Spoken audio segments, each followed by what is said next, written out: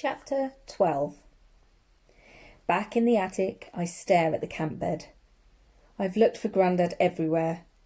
Even though I know he couldn't have got out of the bed, I've still checked every room in the house, the cellar, the shed, and even the garage. And opening the bed isn't an option.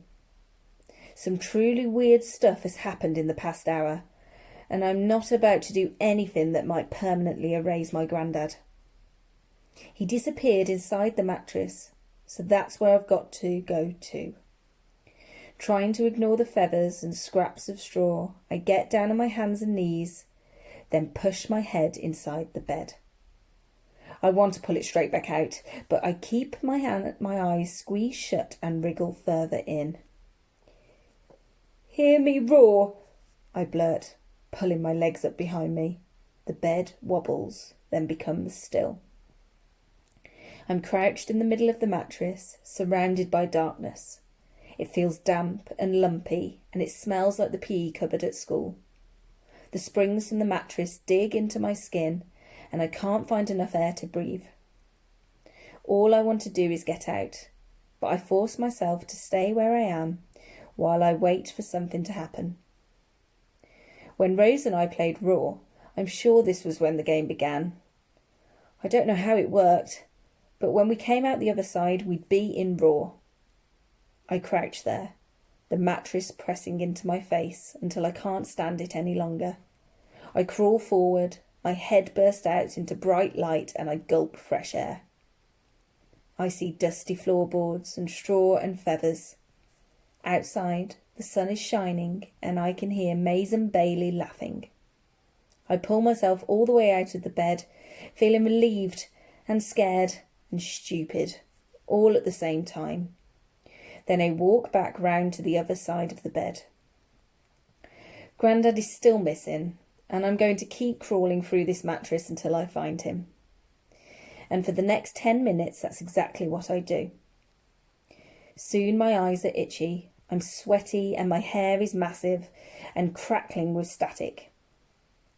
I'm wriggling onto the attic floor for the 32nd time when I see Rose standing in the doorway, sucking a blue ice pop and watching me.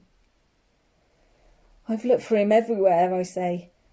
"This is the only thing left to do." She does a long, hard suck on the lolly, then says, "I'll admit, it's strange that he's vanished." I'm so relieved to hear her say that I jump to my feet and rush over.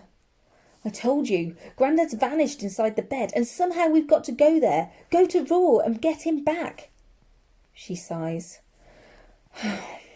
"Arthur, we never actually went to Raw. You know that, right?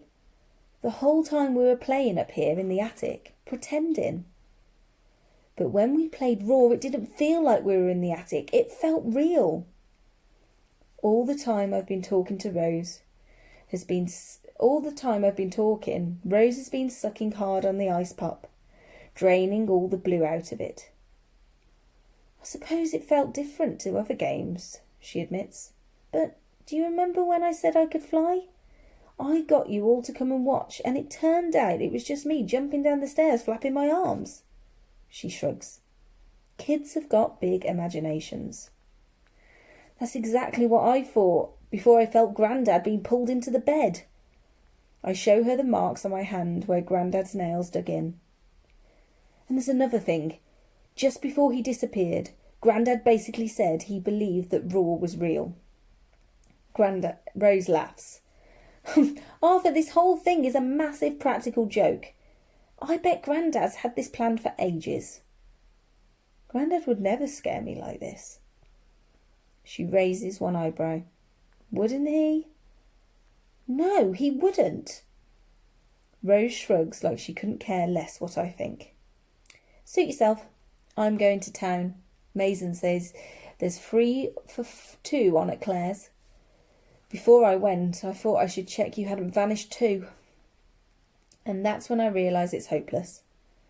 If Rose is more bothered about hairbands and earrings than she is about Grandad, I don't want her to come with me. Fine. I walk back to the camp bed, crouch down and roll up my sleeves. "Hear me roar," I mutter, as I stick my head back into the mattress. Says Rose. I pull my head out and turn to look at her, eyes narrowed. I'm in no mood to hear Rose's sarcastic has. What?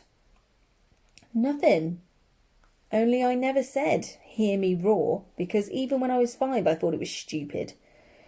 When I got into the middle of the mattress, I just shut my eyes and imagined roar.